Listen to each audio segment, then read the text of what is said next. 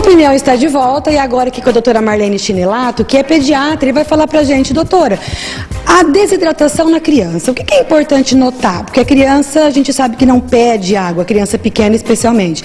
Como notar e como prevenir ou até tratar dessa desidratação na criança pequena? Bom, quanto menor a criança, mais ela depende da observação da mãe. E uma mãe que tem um olhar mais... que percebe mais a mudança do seu filho, ela vai perceber. Pode ser só um choro, uma criança que chora muito, que está irritada, pode ser um sinal de sede. Então, essa criança, que é uma criança tranquila, começa a chorar muito, pode estar precisando tomar mais líquido. Não necessariamente é fome, pode ser sede mesmo. Pode ser sede. Normalmente a fome a gente fica mais preocupado e não deixa passar fome. Agora a sede muitas vezes é esquecida. Então, quanto menor a criança, prestar mais atenção nisso. Sinais de irritação, diminuição do volume de diurese, o aspecto da diurese dela, da urina, fica mais amarela, mais forte, mais concentrada. Além disso, ela pode perceber uma boca seca, pouca saliva. Se chora, está chorando sem lágrima. E isso são sinais de que está faltando líquido, que ela pode estar começando a desidratar. Isso é importante, porque a senhora falou aí de diurese, né, do xixi da criança e da lágrima. Muitas mães podem pensar assim, tá chorando, tá vendo? Não saiu nem lágrima, não tá chorando nada, isso é manha.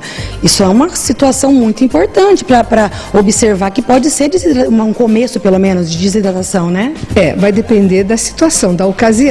Lógico que a criança pode chorar sem lágrima no caso de uma birra, mas se é uma criança que teve vômitos, que está tendo alguma perda, diarreia, está chorando sem lágrima, isso é sinal que ela está desidratada. O calor intenso pode ajudar também a piorar a situação. Sim, sem dúvida. A falta de umidade da nossa região é um fator importante para aumentar a necessidade de água. Então, aí a mãe tem que prestar atenção. O xixi está mais concentrado, está precisando aumentar a oferta de líquido. Ela pode até perceber isso na fralda. Se a criança for pequena que ainda use fralda, ela pode perceber se a fralda está muito seca por muito tempo, né? E não fez xixi há quanto tempo? Isso não é normal. Sim, se está demorando a fazer xixi, já pode ser um sinal que está precisando de mais líquido.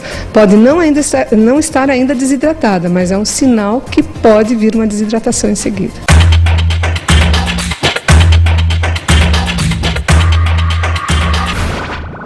Olá, eu sou a Beatriz e esse é o Gustavo. Nós somos alunos do 8º período de fisioterapia da Unifev.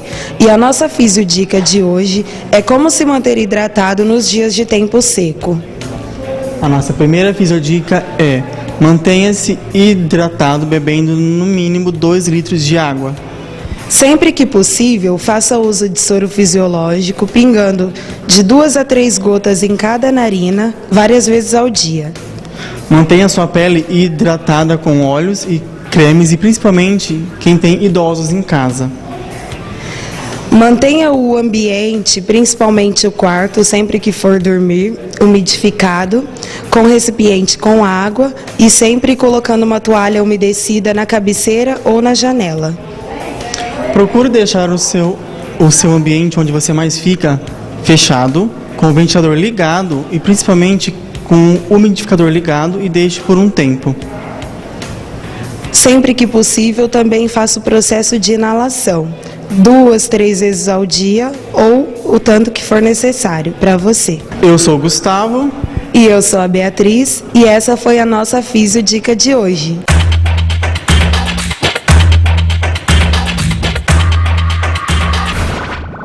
A criança pequena, aquela que ainda não fala, não sabe pedir, ela tem uma livre demanda de água. A mãe pode dar água o tempo todo, né? Na verdade, a mãe tem que oferecer a água, porque tomar água é um hábito que a gente adquire.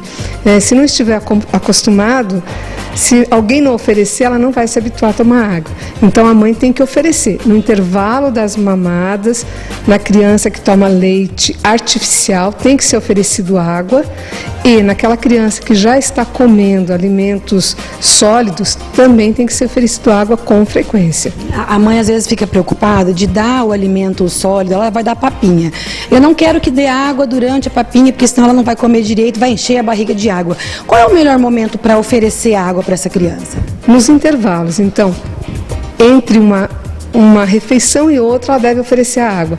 1h30, 1 hora antes do almoço, da janta, e o mesmo período depois que ela comeu, oferecer água. E também é importante a gente orientar as pessoas em casa e as mães até que vai deixar sua criança na escola ou na creche. É importante que as cuidadoras, as pessoas que estejam cuidando dessa criança também ofereçam, né, água para essa criança. Sim, ofereço e preste atenção nas eliminações, se ela está tendo, se está urinando uma quantidade adequada. Isso, a criança que fica na creche, a mãe nunca, às vezes não sabe se está ou não. E nem lembra de perguntar, né? Quem tem que fazer esse papel daí vai ser a cuidadora. Entendi. Outra coisa, a criança pequena, de até 6 meses, que a gente sempre ouve falar, olha, se está mamando no peito, uma amamentação exclusiva de leite materno, não pode ou não deve ou não precisa dar água para a criança. É isso mesmo?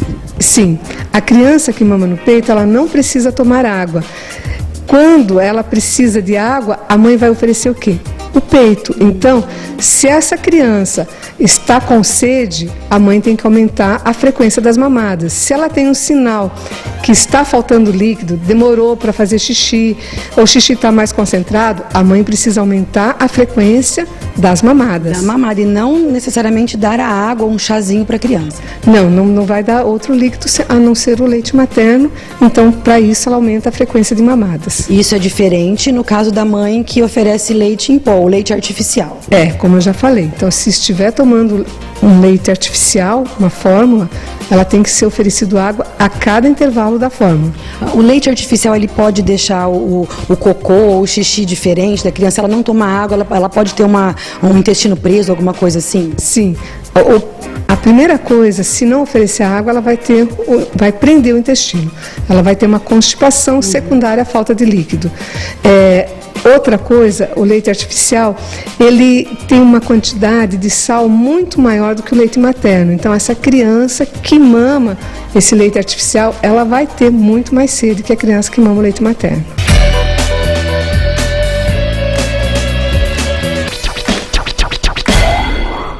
Professora, eu sou o Felipe, eu gostaria de saber por que a mulher grávida tem que se manter hidratada. Olá! Então, não somente a gestante deve se manter hidratada.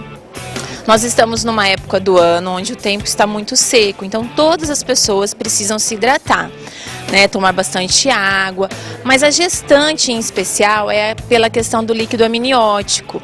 Esse líquido que envolve o feto, ele é muito importante no seu desenvolvimento, né? E para a sua proteção também. Vários fatores podem aumentar ou diminuir a quantidade do líquido amniótico, como o estresse, a diabetes, a hipertensão e a desidratação também. Então, nós precisamos passar um recadinho para a gestante para que elas se mantenham hidratadas, uma boa qualidade de vida, sempre procurando todas as recomendações médicas também. Até mais!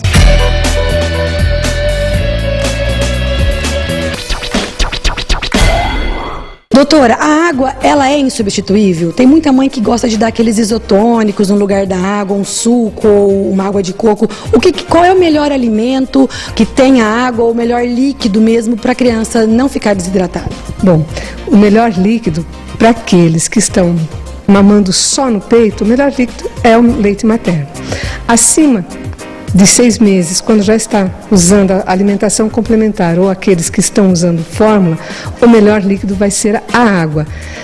Não pode substituir por outro tipo de líquidos, porque abaixo de 2 anos, a gente não recomenda usar nenhum tipo de bebida gasosa e nem alimentos com corantes, porque eles vão predispor essa criança a processos alérgicos. Então, nessa idade, o melhor líquido para hidratar é a água.